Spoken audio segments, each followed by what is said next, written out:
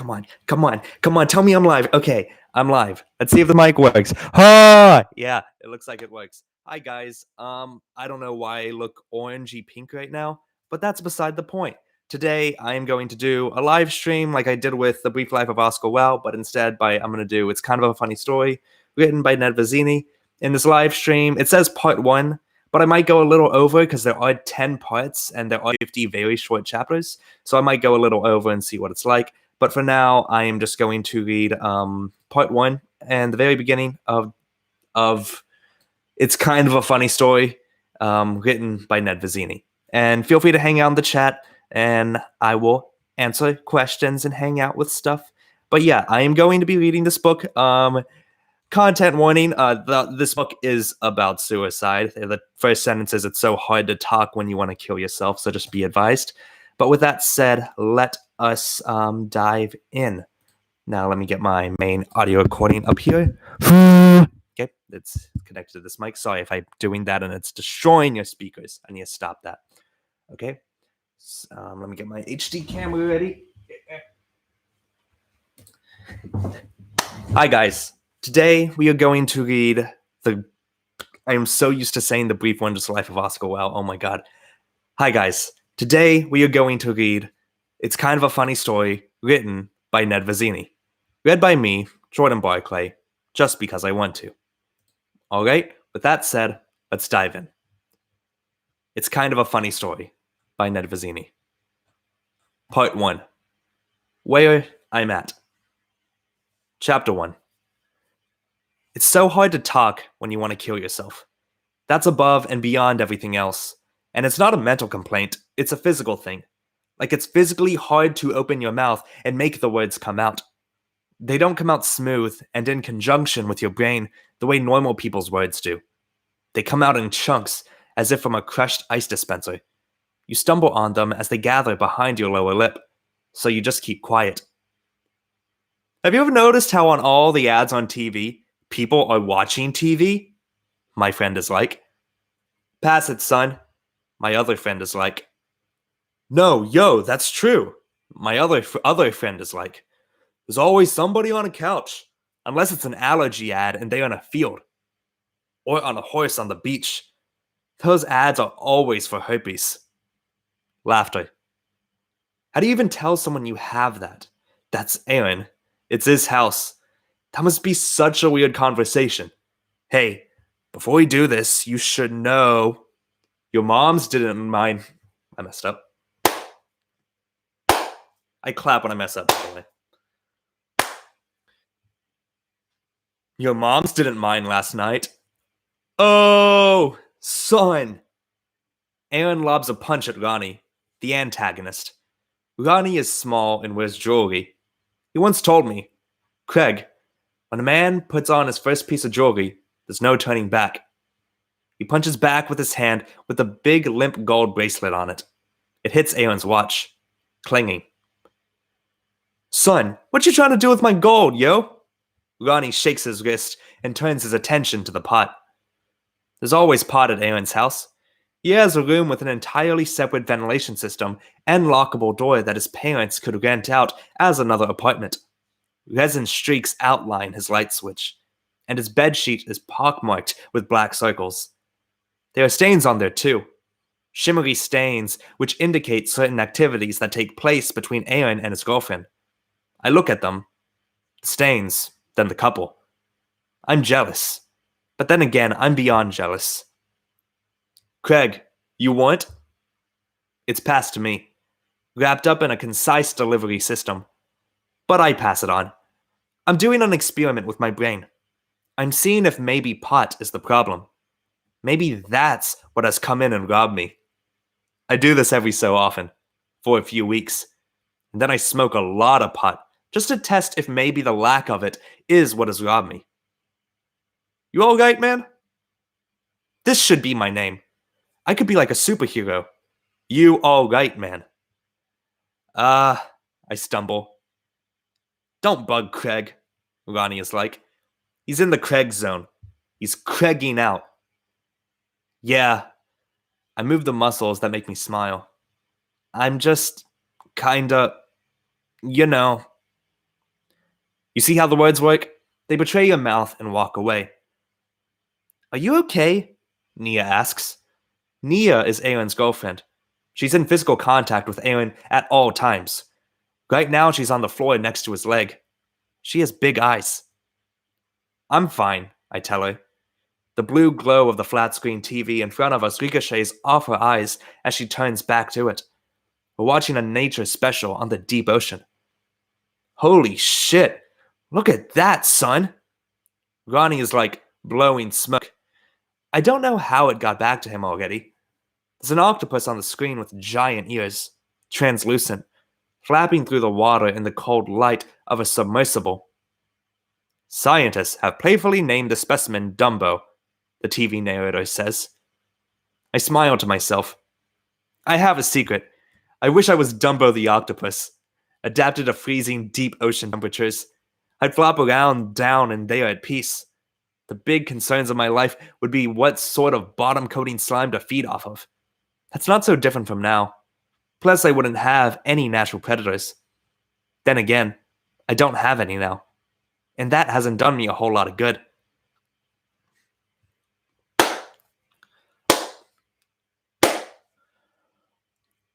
I don't have any now, and that hasn't done me a whole lot of good. But it suddenly makes sense. I'd like to be under the sea, as an octopus. I'll be back, I say, getting up from my spot on the couch, which Scruggs, a friend who has relegated to the floor, immediately claims, slinking up in one fluid motion. You didn't call 1-5, he's like. 1-5? I try. Too late. I shrug and climb over clothes and people's legs to the beige apartment front door style door. I move through that, to the right. Aaron's warm bathroom. I have a system with bathrooms. I spent a lot of time in them. They're sanctuaries, public places of peace spaced throughout the world for people like me. When I pop into Aaron's, I continue my normal routine of wasting time. I turn the light off first. Then I sigh. Then I turn around, face the door I just closed, pull down my pants, and fall on the toilet. I don't sit. I fall like a carcass, feeling my butt accommodate the rim. Then I put my head in my hands and breathe out as I, piss. I always try to enjoy it, to feel it come out and realize that it's my body doing something it has to do. Like eating. Although I'm not too good at that. I bury my face in my hands and wish that it could go on forever because it feels good. You do it and it's done. It doesn't take any effort or any planning. You don't put it off. That would be really screwed up, I think. If you had such problems that you didn't pee. Like being anorexic, except with urine. If you held it in as self-punishment. I wonder if anyone does that. I finish up and flush, reaching behind me. My head still down. Then I get up and turn on the light. Did anyone notice I was here in the dark? Did they see the lack of light under the crack and notice it like a roach? Did Nia see? Then I look in the mirror. I look so normal. I look like I've always looked, like I did before the fall of last year. Dark hairs and dark eyes, and one snaggled tooth. Big eyebrows that meet in the middle. A long nose, sort of twisted. Pupils that are naturally large. It's not the pot, which blend into the dark brown to make two big saucer eyes. Holes in me. Wisps of hair above my upper lip. This is Craig.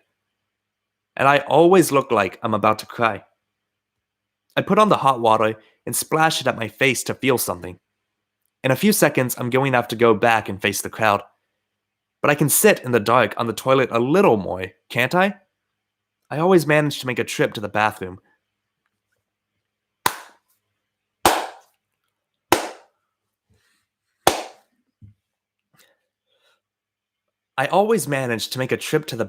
Take 5 minutes. End of Chapter 1. Chapter 2. How are you doing? Dr. Minerva asks. Her office has a bookshelf, like all shrinks' offices. I used to not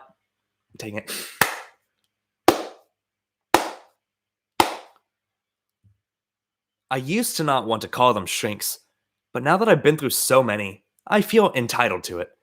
It's an adult term, and it's disrespectful. And I'm more than 2/3 adult, and I'm pretty disrespectful. So what the hell?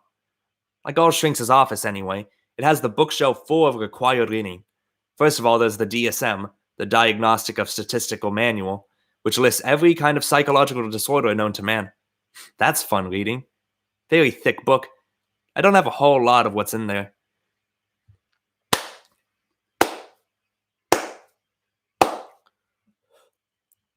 I just have one big thing. But I know all about it from skimming. There's great stuff in there. There's a disease called Ondine's Curse, in which your body loses the ability to breathe involuntarily. Can you imagine? You have to think, breathe, breathe, all the time, or you stop breathing. Most people who get it die. If the shrink is classy, mostly she'll, occasionally a he'll, have a bunch of DSMs, because they come in for editions. 3, 4, and 5 are the most common. I don't think you can find a DSM-2. It came out in 1963 or something. It takes like 10 years to put one out, and they're working on 6. Geez, I could be a shrink. Now, in addition to the DSMs, there are an assortment of specific books on psychiatric disorders. Things like the Freedom of Depression Workbook, Anxiety and Panic Attacks, Their Cause and Cure, The 7 Habits of Highly Effective People. Always hardcover. No paperbacks in a shrink's office.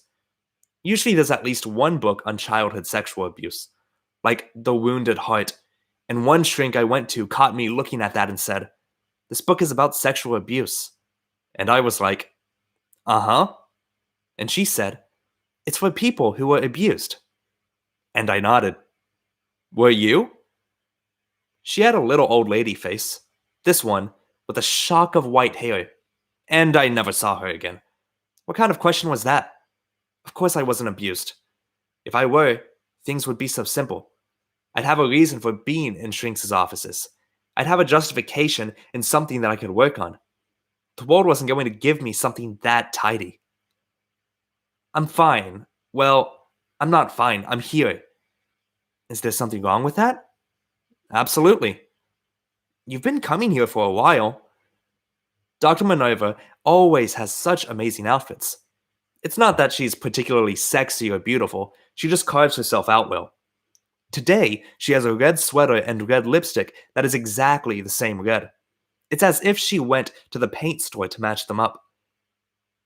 "I want to not have to come here." "Well, you're in a process. How are you doing?" This is her prompt question. The shrinks always have the one prompt question. I've had ones like, "What's up? How are we?"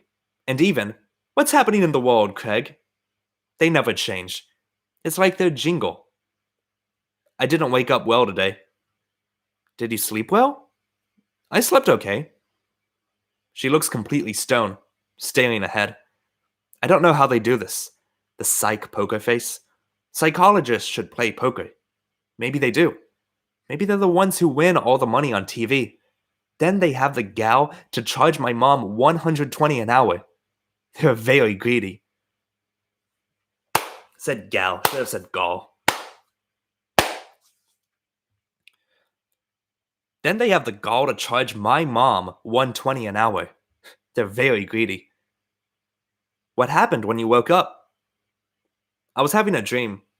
I don't know what it was, but when I woke up, I had this awful realization that I was awake. It hit me like a brick in the groin."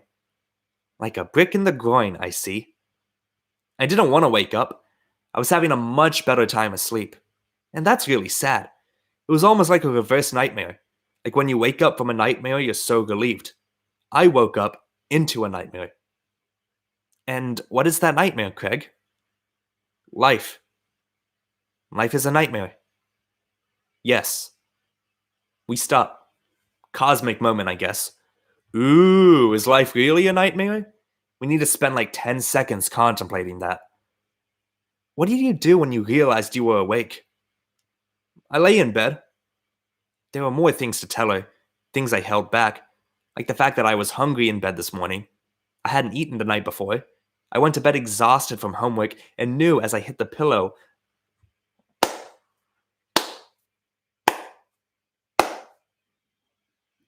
just fix this real quick. Cool.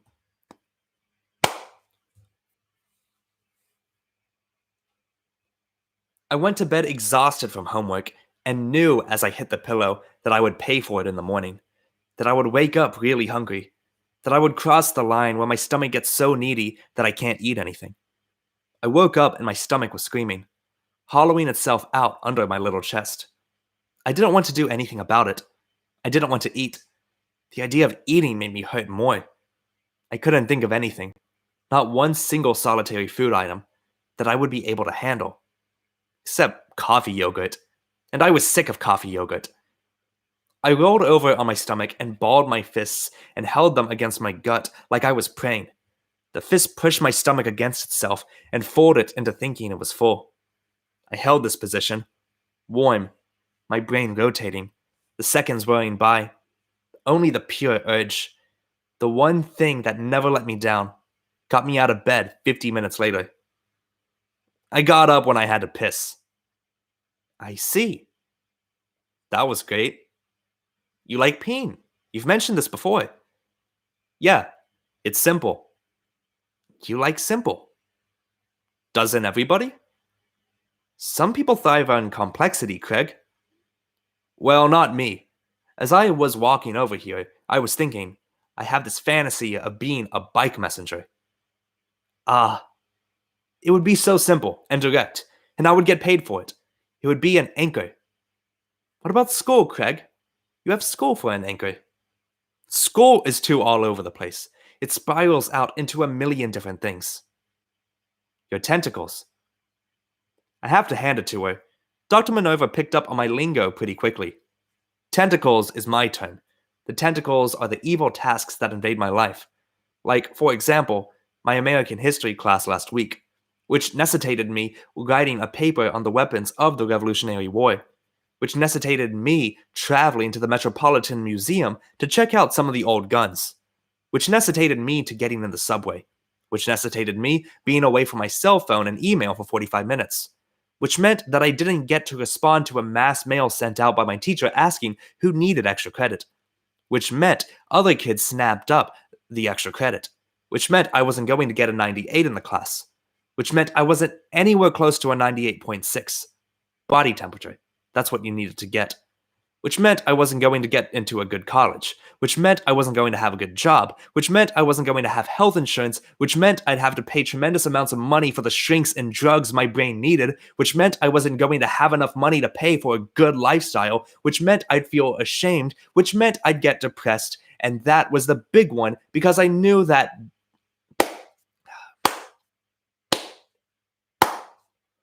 which meant I'd get depressed. And that was the big one because I knew what that did to me. It made it so I wouldn't get out of bed, which led to the ultimate thing. Homelessness. If you can't get out of your bed for long enough, people come and take your bed away. The opposite of the tentacles are the anchors. The anchors are things that occupy my mind and make me feel good temporarily. Riding my bike is an anchor. Doing flashcards is an anchor. Watching people play video games at errands is an anchor. The answers are simple and sequential. There aren't any decisions. There aren't any tentacles. There's just a stack of tasks that you tackle. You don't have to deal with other people. There are a lot of tentacles, I admit, but I should be able to handle them. The problem is that I'm so lazy. How are you lazy, Craig? I waste at least an hour every day lying in bed. Then I waste time pacing. I waste time thinking. I waste time being quiet and not saying anything because I'm afraid I will stutter. Do you have a problem with stuttering? When I'm depressed, it won't come out right. I'll trail off in mid-sentence. I see. She writes something down on a legal pad. Craig, this will go on your permanent record. I don't. I shake my head. The bike thing. What? What were you going to say? This is another trick of shrinks. They never let you stop in mid-thought. If you open your mouth, they want to know exactly what you had the intention of saying. The party line is that some of the most profound truths about us are things that we stop saying in the middle. But I think they do it to make us feel important. One thing's for sure. No one else in life says to me, Wait, Craig, what were you going to say? I was going to say that I don't think the stuttering is like a real problem. I just think it's one of my symptoms. Like sweating. Right. The sweating is awful. It's not as bad as the not eating, but it's weird. Cold sweat all over my forehead, having to be wiped off every 2 minutes. Smelling like skin concentrate. People notice. It's one of the few things people notice. You're not stuttering now. This is being paid for. I don't want to waste time. Pause. Now we have one of our silent battles. I look at Dr. Minerva and she looks at me. It's a contest as to who will crack first. She puts on her poker face. I don't have any extra faces to put on. Just like the normal Craig face. We lock eyes. I'm waiting for her to say something profound. I always am, even though it will never happen. I'm waiting for her to say, Craig, what you need to do is X, and for the shift to occur. I want there to be a shift so bad. I want to feel my brain slide back into the slot it was meant to be in. Rest there the way it did before the fall of last year. Back when I was young and witty, and my teachers said I had incredible promise. And I had incredible promise, and I spoke up in class because I was excited and smart about the world. I want that shift so bad. I'm waiting for the phrase that will invoke it. It'll be like a miracle within my life. But is Dr. Minerva a miracle worker? No. She's a thin, tan lady from Greece with red lipstick. She breaks first. About your bike riding, you said you wanted to be a messenger. Yes. You already have a bike, correct? Yes. And you ride it a lot? Not that much. Mom won't let me ride it to school, but I ride around Brooklyn on weekends. What does it feel like when you ride your bike, Craig? I pause. Geometric. Geometric? Yeah, like you have to avoid this truck, don't get hit in the head by these metal pipes, make it right. The rules are defined and you follow them. Like a video game. Sure. I love video games, even just to watch, since I was a kid. Which you often refer to as back when you were happy. Right? I smooth my shirt out. I get dressed up for these little meetings too. Good khakis and a white dress shirt. We're dressing up for each other. We should really go get some coffee and make a scandal. The Greek therapist and her high school boyfriend. We could be famous. That would get me money. That might make me happy. Do you remember some of the things that made you happy? The video games. I laugh. What's funny?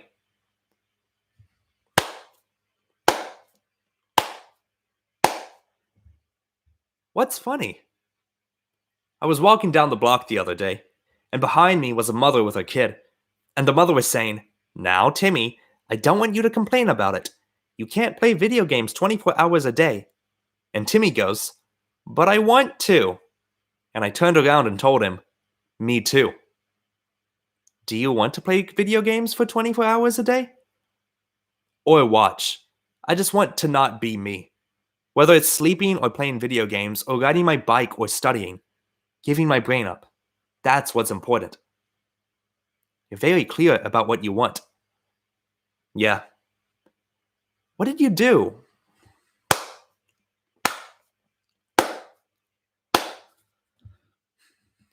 What did you want when you were a kid? Back when you were happy? What did you want to be when you grew up? Dr. Minerva is a good shrink, I think. That isn't the answer, but it is a damn good question. What did I want to be when I grew up? End of Chapter 2. Chapter 3. When I was 4, this is how things were. My family lived in a crappy apartment in Manhattan. I didn't know how crappy it was at the time. Dang it.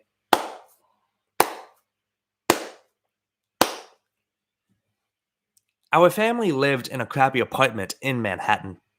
I didn't know it was crappy at the time because I didn't have our better apartment to compare it to yet. But there was exposed piping. That's no good. You don't want to raise your child in a house with exposed piping. I remember there was a green pipe and a red pipe and a white pipe gathered near the corner of the hallway just before the bathroom. And as soon as I could walk, I investigated them all. walked up to them and put my palm about 2 millimeters away from each one to test if it was hot or cold. One was cold, one was hot, and the red one was really hot. 2 millimeters wasn't enough. I burned myself on it, and Dad, who hadn't realized it must only get hot in the afternoon, encased it in dark gray foam with duct tape. But duct tape never stopped me, and I thought the foam was fun to pick at and chew, so I picked it off and chewed it, and then the other kids came over to my house and dared them.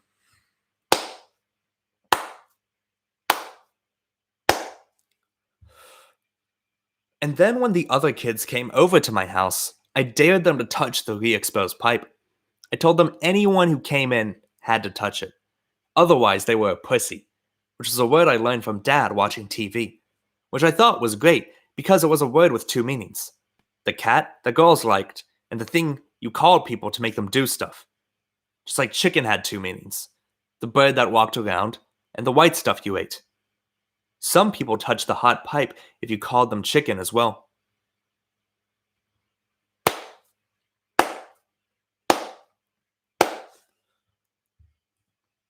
Some people touched the hot pipe if you called them chicken as well. I had my own room, but I didn't like to be alone in it. The only room I liked to be in was the living room, under the table that held all the encyclopedias. I made it my little fort. I put a blanket over me and worked in there, with a light that Dad rigged up. I worked on maps. I loved maps. I knew that we lived in Manhattan, and I had a map of it. A Hagstrom 5 borough atlas with all the streets laid out. I knew exactly where we lived, on the corner of 53rd Street and 3rd Avenue. 3rd Avenue was a yellow street because it was an avenue, big and long and important. 53rd Street was a little white street that went across Manhattan. The streets went sideways and the avenues went up and down.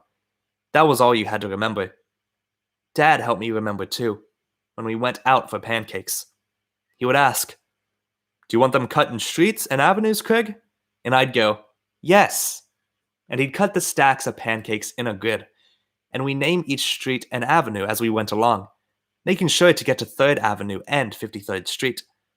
It was so simple. If you were really advanced, like I was, you knew that traffic on the even streets went east, east for even, and the odd streets went west, west is odd. Then, every bunch of streets, there were fat yellow streets, like the avenues, that went both ways. These were the famous streets: 42nd Street, 34th Street. The complete list from the bottom up was Chambers Street, Canal Street, Houston Street, 14th Street, 23rd Street, 34th Street, 42nd Street, 57th Street, 72nd Street. There wasn't any big street in the 60s. They got shafted. 79th Street, 86th Street, 96th Street. And then you were in Harlem, when Manhattan effectively ended for little white boys who made forts under encyclopedias and studied maps. As soon as I saw the Manhattan map, I wanted to draw it. I should be able to draw the place where I lived. So I asked Mom for tracing paper, and she got it for me, and I brought it into my fort, and I pointed the light right down the first map in the Hagstrom Atlas. Downtown, where Wall Street was and the stock market worked. The streets were crazy down there. They didn't have any kind of streets and avenues. They just had names, and they looked like a game of pickup sticks. But before I could even worry about the streets, I had to get the land right. Manhattan was actually built on land. Sometimes, when they were digging up the streets, you saw it down there. Real dirt. And the land had a certain curve to it at the bottom of the island, like a dinosaur head. Bumpy on the right and straight on the left. A swooping, majestic bottom. I held my tracing paper down and tried to trace the line of Lower Manhattan. I couldn't do it. I mean, it was ridiculous. My line didn't have anything to do with the real one. I didn't understand. I was holding the tracing paper steady. I looked at my small hand.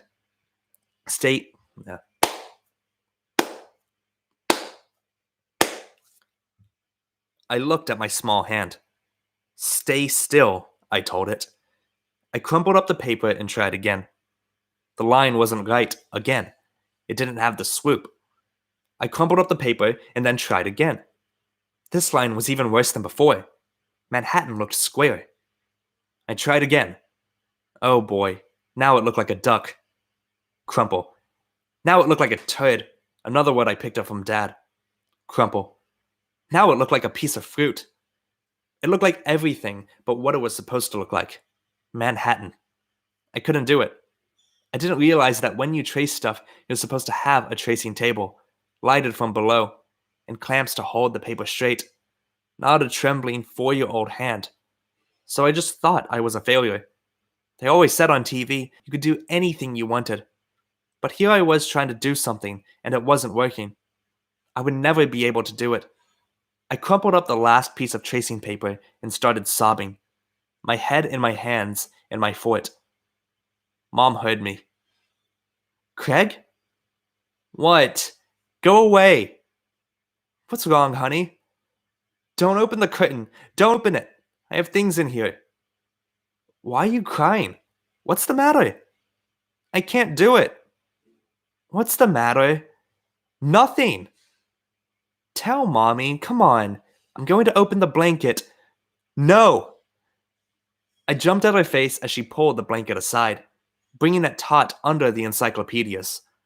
Mom threw her hands up and held the books in place, saving both of us from getting clobbered.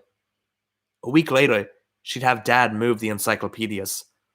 With her occupied, I ran across the room, streaking tears, wanting to get to the bathroom, to sit down on the toilet with the light off and splash hot water on my face. But Mom was too quick. She shoved.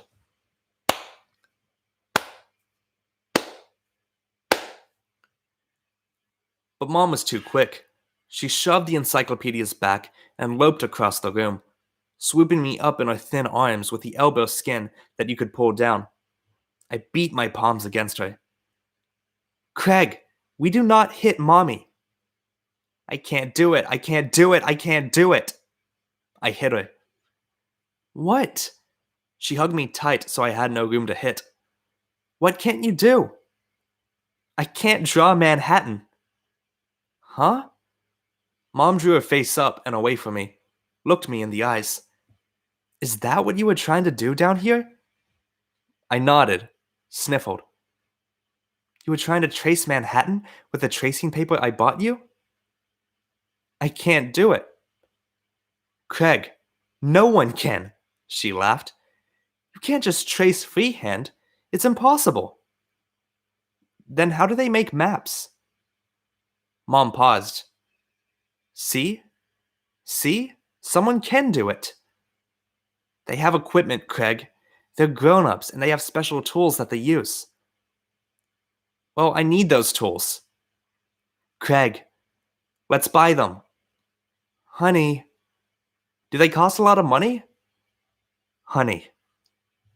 Mom put me down on the sofa, which turned into a bed for her and Dad at night, and sat next to me. I wasn't crying anymore. I wasn't hitting anyone. My brain was all right back then. It didn't get stuck in ruts. Craig, she sighed, looked at me. I have an idea. Instead of spending your time trying to trace maps of Manhattan, why don't you make your own maps of imaginary places? And that was the closest I've ever come to an epiphany. I could make up my own city.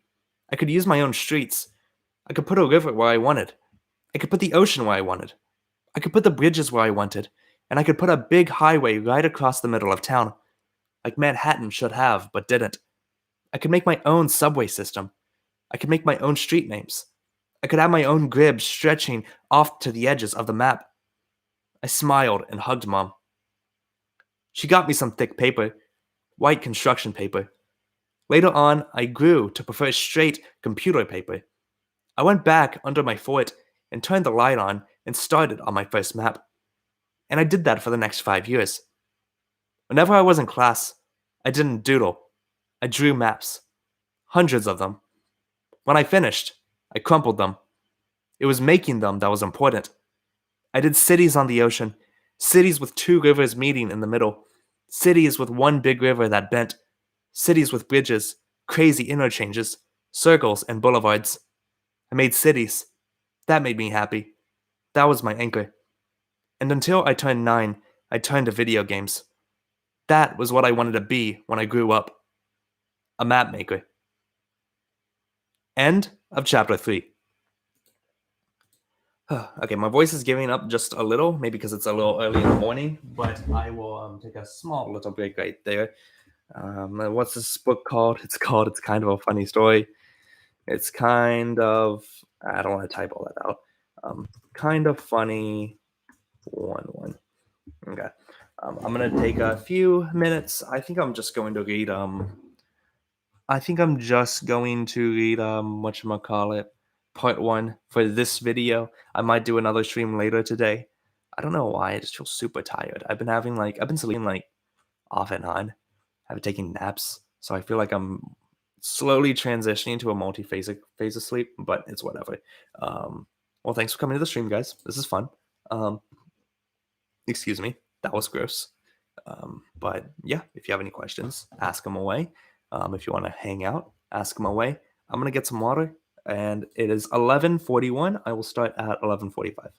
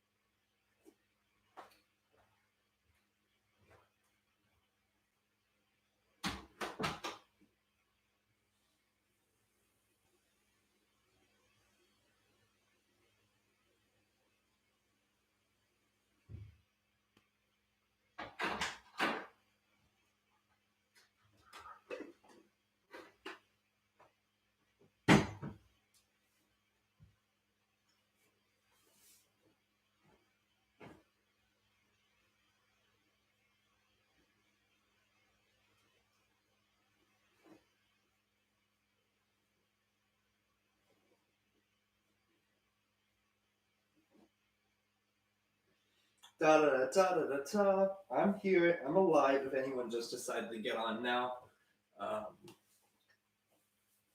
just gonna change my shirt. That's cool. Bum, bum, bum, bum, bum, bum. Okay, no one's here. No one saw me waste time on a stream. So if no one saw it, does it really count? I don't think so. I don't think it counts. But yeah, got 2 more minutes. Let me just get some more water.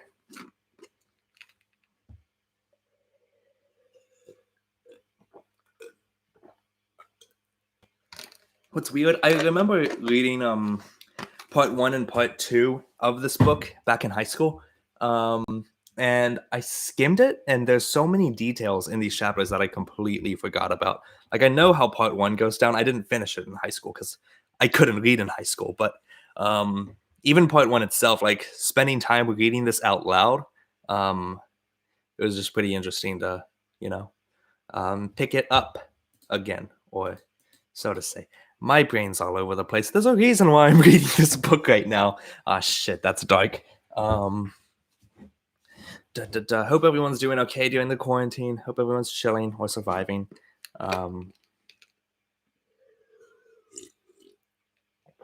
But yeah, I shall begin chapter 4 soon. Yeah, let me just go ahead and start chapter 4.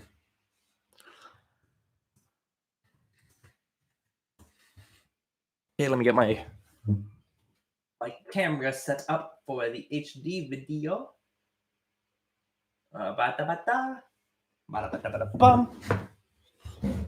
Okay, let's see here. Why does it just looks gross? That's whatever, it's fine. I can zoom in. I fix myself. All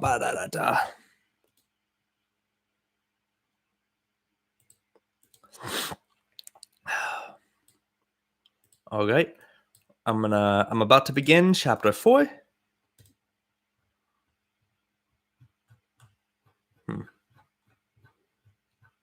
I zoomed down. Let me just give me 1 second just to see how much longer I got. How many chapters are in this part?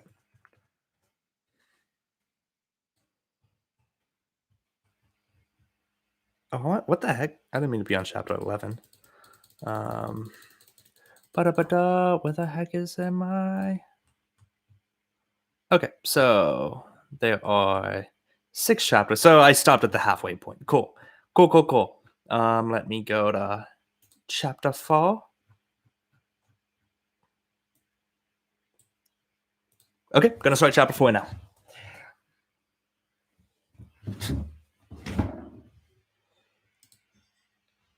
Chapter 4. I wanted to make maps. That's not his voice.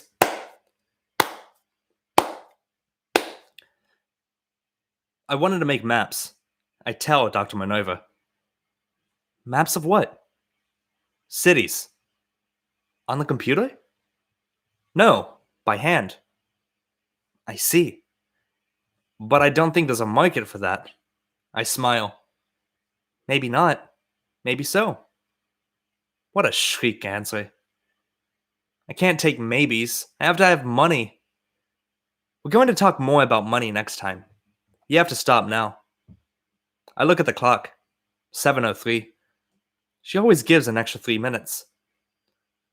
What are you going to do when you leave, Craig? She always asks that. What am I going to do? I'm going to go home and freak out.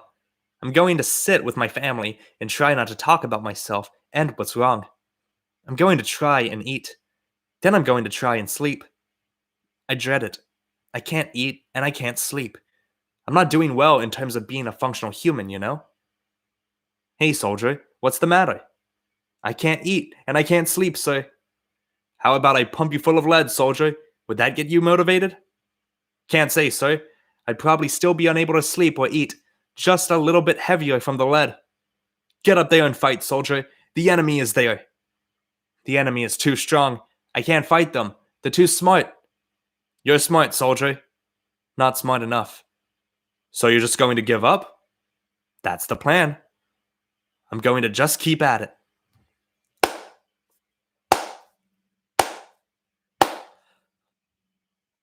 I'm going to just keep at it.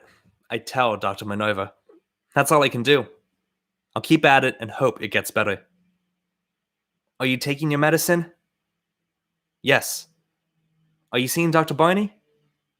Dr. Barney is the psychopharmacologist. He's the one who prescribes me meds and sends me the P.O. pie like Dr. Minerva. He's a trip in his own way. A little fat Santa with rings embedded in his fingers. Yes, later in the week. You know to do what he says. Yes, doctor. I'll do what you say. I'll do what you all say. Here. I hand Dr. Minerva the check from my mom. End of chapter 4. Chapter 5. My family shouldn't have to put up with me. They're good people. Solid. Happy. Sometimes when I'm with them, I think I'm on television. We live in an apartment. A much better one than the Manhattan one, but still not good enough. Not something to be proud of. In Brooklyn is a big fat blob with its own ugly shape across from Manhattan. It looks like Jabba the Hutt counting his money. Its bridges connect to Manhattan, and it's split up by canals and creeks. Filthy green streaks of water that remind you that it used to be a swamp. There are brownstones, limestones, and maroon houses that stand like fence posts and always have Indian men refurbishing them. And everybody goes crazy for those, pays millions of dollars to live in them. But other than that, it's a pretty statusless place. It's a shame we moved out of Manhattan, where all the real people with power live. The walk from Dr. Minerva's office to our apartment is a short one, but loaded with mocking stores. Food stores. The absolute worst part of being depressed is the food. A person's relationship with food is one of their most important relationships. I don't think your relationship with your parents is that important. Some people never know their parents. I don't think your relationships with your friends are important. But your relationship with air? That's key. You can't break up with air. You're kind of stuck together. Only slightly less crucial is water, and then food. You can't be dropping food to hang with someone else. You need to strike up an agreement with it. I never liked eating the traditional American things. Pork chops, steak, rack of limb. I still don't. Never mind vegetables. I used to like the food that comes in abstract shapes. Chicken nuggets, fruit roll-ups, hot dogs. I like junk food. I could demolish a bag of cheese doodles. I'd have doodled cheese so far infused into my fingertips, I'd be tasting it on myself for a day. And so I had a good thing going with food. I thought about it the way everyone else did. When you're hungry, you have some. Then last fall happened, and I stopped eating. Now I get mocked by these groceries, pizza slices, ice cream stores, delis, Chinese places, bakeries, sushi joints, McDonald's. They sit out on the street, pushing what I can't enjoy. My stomach shrank or something. It doesn't take in much. And if I force in a certain amount, it rejects everything. Sends me to the bathroom to vomit in the dark. It's like a gnawing, the tug of a rope wrapped around the edge of my esophagus. There's a man down there, and he wants food. But the only way he knows to ask for it is to tug on the rope. And when he does, it closes up the entrance so I can't put anything in. If he would just relax, let the rope go, I'd be able to give him all the food he wanted. But he's down there making me dizzy and tired, giving extra tugs as I pass restaurants that smell like fat and grease. When I do eat, it's one of two experiences: a battle or a slaughter. When I'm bad, oh, sorry.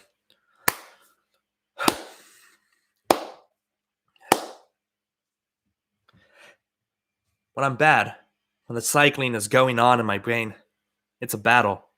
Every bite hurts. My stomach wants no part of it. Everything is forced. The food wants to stay on the plate. And once it's inside me, it wants to get back on the plate. People give me strange looks. What's wrong, Craig? Why aren't you eating? But then there are moments when it comes together. The shift hasn't happened yet. Maybe it never will. But sometimes, just enough times to give me hope, my brain jars back into where it's supposed to be. When I feel one of these, I call them the fake shifts. I should always eat, although I don't. I sometimes stubbornly, foolishly try to hold the feelings and get things done while my mind can operate, and neglect to eat. And then I'm back where I started. But oh, when I slip back into being okay when I'm around food, watch out. It's all going in. Eggs and hamburgers and fries and ice cream and marmalade and fruity pebbles and cookies and broccoli, even, and noodles and sauce. Screw you, I'm going to eat all of you. I'm Craig Gilner, and I'll make myself strong from you. I don't know when my body chemistry is going to line up to let me eat again, so you are all getting in me right now. And that feels so good. I eat it all, and the man is away from his rope.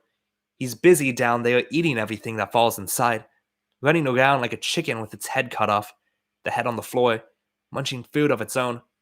All my cells take the food in, and they love it, and they love my brain for it, and I smile, and I am full. I am full and functional, and I can do anything. And once I eat, this is the amazing part, once I sleep like I should, like a hunter who just brought home a kill. But then I wake up, and the man is back. My stomach is tight, and I don't know what it was that got me to have a slaughter eating experience. It's not pot, it's not girls, it's not my family. I've started to think it must just be chemistry, in which case, we're looking for the shift, and we haven't found it yet. End of Chapter 5. Chapter 6. Night is here, except for a thin gray at the edge of the sky, and the trees are thick with rain, and the drizzle is pissing on me as I come up to my house. No sunsets in spring. I lean in and ring the buzzer, streaked bronze from years of use, the most used buzzer in the building. Craig? Hi, Mom. Bzzz. It grows deeply, amplified by the lobby. Lobby, mailroom, more like just a compartment for mailboxes. I throw open one door and then the other. It's warm in the house, and it smells like cooked starch. The dogs greet me. Hi, Rudy. Hi, Jordan. They're little dogs. My sister named them. She's 9. Rudy is a mutt. My father says he's a cross between a Chihuahua and a German Shepherd, which must have been some wild dog sex. I hope the German Shepherd was the guy. Otherwise, the German Shepherd was probably...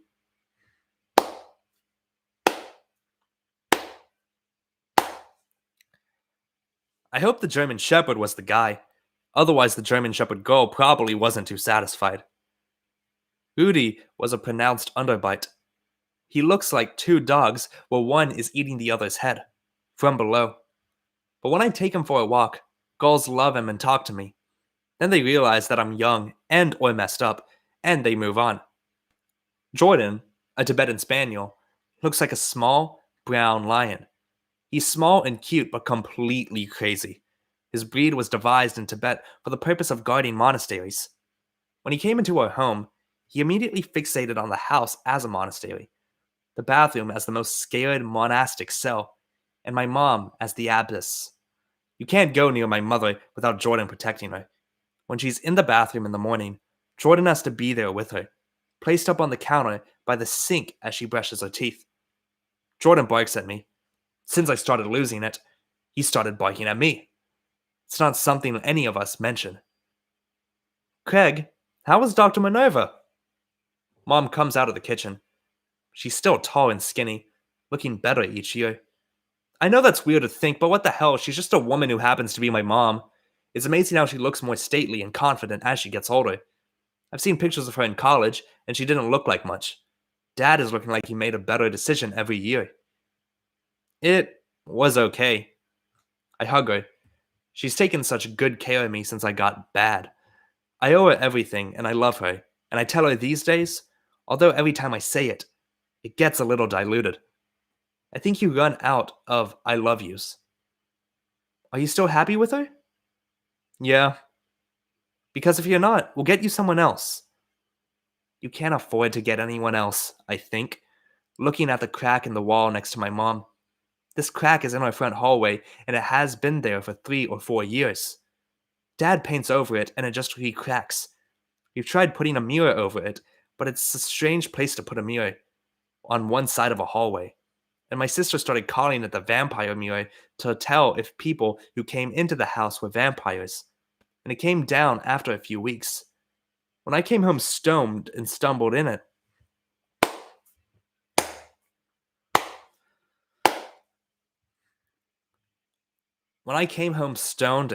into it, now there's an exposed crack again. It's never going to get fixed. You don't need to get anyone else. How's your eating? Are you hungry? Yes, I think. I'm going to eat the food my mom made me. I'm still in control of my mind, and I have medication, and I'm going to make this happen. Yes. Good. To the kitchen. I go in, and the place is all set for me. Dad and my sister, Sarah, are sitting at the circular table, knives and forks in hand, posing for me. How do we look? Dad asks, banging his silverware on the table. Do we look hungry? My parents are always looking into new ways to fix me. They've tried acupuncture, yoga, cognitive therapy, relaxation tapes, various kinds of forced exercise, until I found my bike, self-help books, Tai Bo, and Feng Shui in my room. They spent a lot of money on me. I'm ashamed. Eat, eat, eat, Sarah says. We were waiting for you. Is this necessary? I ask. We're just making things more homey for you. Mom brings a baking pan over to the table. It smells hot and juicy. Inside the pan are big orange things cut in half. We have squash? She turns back to the stove. Rice and chicken. She brings over a pot of white rice with vegetable bits sprinkled over it and a plate of chicken patties. I go for them. A star-shaped one. A dinosaur-shaped one. Sarah grabs at the dinosaur-shaped one at the same time. The dinosaurs are mine. Okay. I let her. She kicks me under the table. How are you feeling? She whispers. Not good. She nods. Sarah knows what this means. It means she'll see me on the couch tonight, tossing and turning and sweating as Mom brings me warm milk. It means she'll see me watching TV, but not really watching, just staring and not laughing, as I don't do my homework. It means she will see me sinking and failing. She reacts well to this. She does more schoolwork and has more fun. She doesn't want to end up like me. At least I'm giving someone an example not to follow. I'm sorry. They're trying to do a big thing for you. I can tell. So, Craig, how was school today? Dad asks. He forks into the squash and looks at me through his glasses. He's short and wears glasses. But like he says, at least he has hair. Thick, dark stuff that he passed on to me. He tells me I'm blessed. The genes are good on both sides. And if I think I'm depressed now, imagine if I knew I was going to lose my hair like everyone else. Huh. All right, I say. What'd you do? Sat in class and followed instructions. We clink at our food.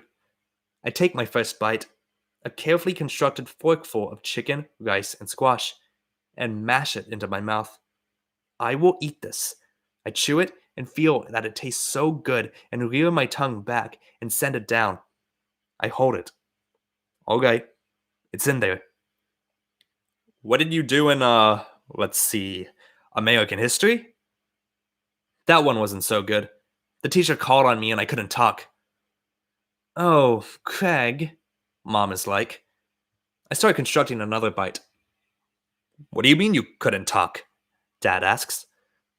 I knew the answer, but I just... You trailed off, Mom says. I nod as I take in the next bite. Craig, you can't keep doing that. Honey, Mom tells him. When you know the answer to something, you have to speak up for yourself. How can that not be clear? Dad takes in a heaping forkful of squash and chews it like a furnace. Don't jump on him, Mom says. I'm not. I'm being friendly. Dad smiles. Craig, you were blessed with a good mind. You just have to have confidence in it and talk when people call on you, like you used to do, back when they had to tell you to stop talking. It's different now. Third bite. We know. Your mother and I know, and we're doing everything we can to help you, right? He looks across the table at Mom. Yes. Me too, Sarah says. I'm doing everything I can too. That's right. Mom reaches across to ruffle her hair. You're doing great. Yesterday, I could have smoked pot, but didn't, I say, looking up, curled over my plate. Craig, Dad snaps. Let's not talk about this, Mom says. But you should know. It's important. I'm doing experiments with my mind to see how it got the way it is. What are you talking about? Not around your sister, Mom says. I want to tell you some news about Jordan. Hearing his name, the dog walks into the kitchen, takes up his position by Mom. I took him to the vet today. So you didn't go to work? Great. And that's why you cooked. Exactly. I'm jealous of her. Can you be jealous of your mom for being able to handle things? I couldn't take a day off. What up, William? That's a lot of highs.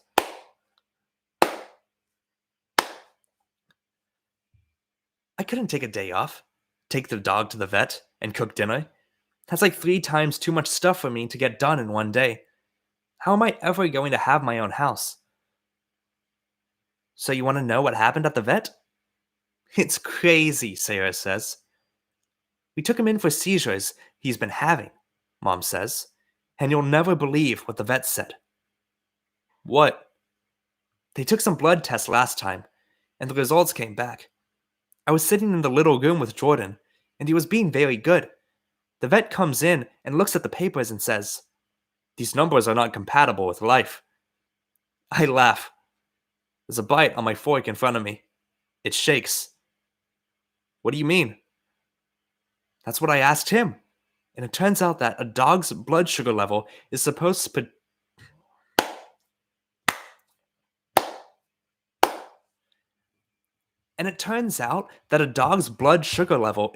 be between 40 and 100.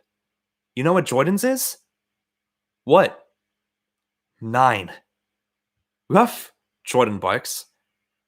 Then, Mom is laughing now, there's some sort of other number, some enzyme ratio number, that's supposed to be between 10 and 30, and Jordan's is 180.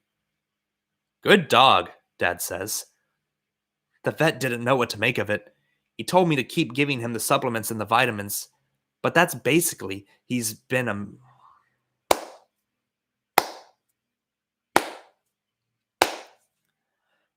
but that basically he's a medical miracle. I look over at Jordan, the Tibetan spaniel, pushed in shaggy face, black nose, big dark eyes like mine, panting and drooling, resting on his furry front legs. He shouldn't be alive, but he is, Mom says. I look at Jordan more. Why are you bothering? You've got an excuse. You've got bad blood. You must like living. I guess I would if I were you.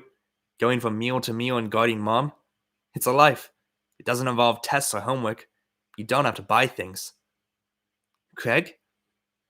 You shouldn't be able to be alive, and you are. You want to trade? I guess it's cool. It's very cool, Mom says. It's by God's grace that this dog lives. Oh, right. God. Forgot to mention him. He's definitely, according to Mom, going to have a role in me getting better. But I find God to be an ineffectual shrink. He adopts the do-nothing method of therapy. You can tell him your problems and he, does nothing. I'm done, Sarah says. She picks up her plate and trots out of the room, calling to Jordan. He follows. I can't eat anymore either, I say. I've managed 5 bites. My stomach is churning and closing fast. It's all such inoffensive food. I shouldn't have any problems with it. I should be able to eat 3 plates of it. I'm a growing boy. I shouldn't have trouble sleeping. I should be playing sports. I should be making out with girls. I should be finding what love.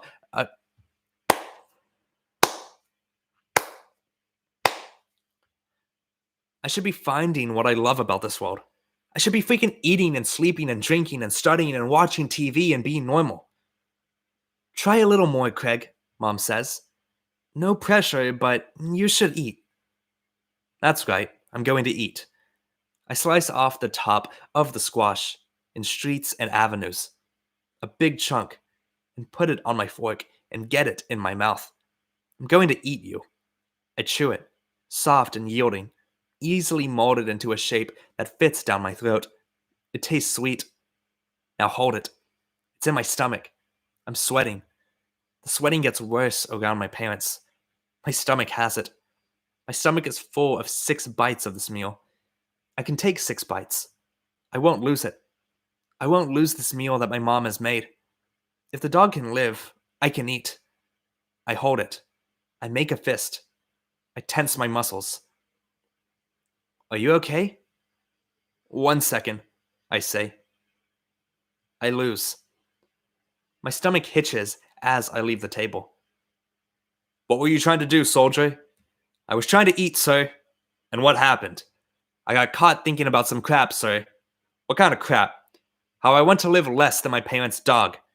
Are you still concentrated on the enemy, soldier? I don't think so. Do you even know who the enemy is? I think it's me. That's right. I have to concentrate on myself. Yes, but not right now, because now you're going to the bathroom to throw up. It's tough to fight when you're throwing up. I stumble into the bathroom, turn off the light, close the door. The horrible thing is that I like this part, because when it's over, I know I will be warm. I'll have the warmth in me of a body having just been through a trauma. I bear down on the toilet in the dark. I know just where to go. And my stomach hitches again and slams up at me. And I open up and groan. It comes out, and I hear my mother outside, sniffling, and my dad muttering, probably holding her. I grip the handle and flush a few times, alternating filling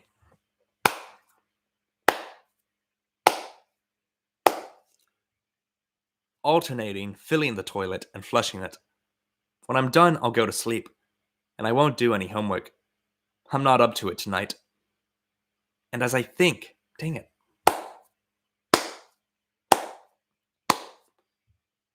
And I think, as I'm down there, the shift is coming. The shift has to be coming. Because if you keep on living like this, you will die. End of chapter 6 and end of part 1. Okay, just gonna label that as, let me turn the big camera off. Kinda funny. 1, 2. Cool. Well, that is the end of part 1. let me see if I can read more. What up, William? Why is your profile picture upside down, bro? I mean, it's dope. Got me interested. I mean, it's intriguing, but you know, is that intentional to make your profile upside down? I mean, I like it. It's cool. It's cool. I'm not gonna diss on it. But it's whatevs. But anyways, I finished part one of It's Kind of a Funny Story. There are 9 more parts, and I don't want to do freaking like 10 live streams of each part. I do want to do some streams where I do multiple parts. And I just think I haven't eaten, and I like Craig. I haven't eaten in over 24 hours, so I should probably do that and take care of myself. Um, and yeah, I guess that's basically it. I just want to see how much longer I have in part two. Part two is chapter 7 to what? What is it? I'm just gonna guess. That's chapter 12. Just flipping through this ebook. I can't say ebook anymore without thinking of e-boy. E-boys have destroyed ebooks because I only think of e-boys when I look up an ebook or when I have an ebook. Gosh dang e-boys taking up my ebook. Okay, so it's also basically 7 chapters. It is a little longer though than the first part. I hope it's not going to be less than an hour. Yeah, it is. I think it's like so 48 to page 48 to like 130 something. Oh jeez. Oh jeez. But finish with part 1. Thanks for coming. But yeah, I'll probably do part 2 later today. I might have more energy to do a stream a little longer than an hour. We shall see. I'll definitely do another stream later today. But I do need to nap or take care of myself. So thanks for coming to the live stream, guys. Hope you enjoyed part 1 of It's Kind of a Funny Story by Ned Vizzini. I will try to get this full audiobook up as soon as possible once it's done. And yeah, be looking forward to more live streams. Oh, and I will be deleting my live streams of The Brief Wondrous Life of Oscar Wilde. I don't want my channel to be too freaking saturated with live streams. I want most of my videos to be videos, like actually made videos. So for every book I'm doing, every new book I'm doing, I will have the live streams up, but I will be deleting live streams of old videos. So yeah, with that said, thanks for coming, guys. I'll see you with a live stream very soon. Until then, I am out. Have a good day. Peace. Turn off. Turn off.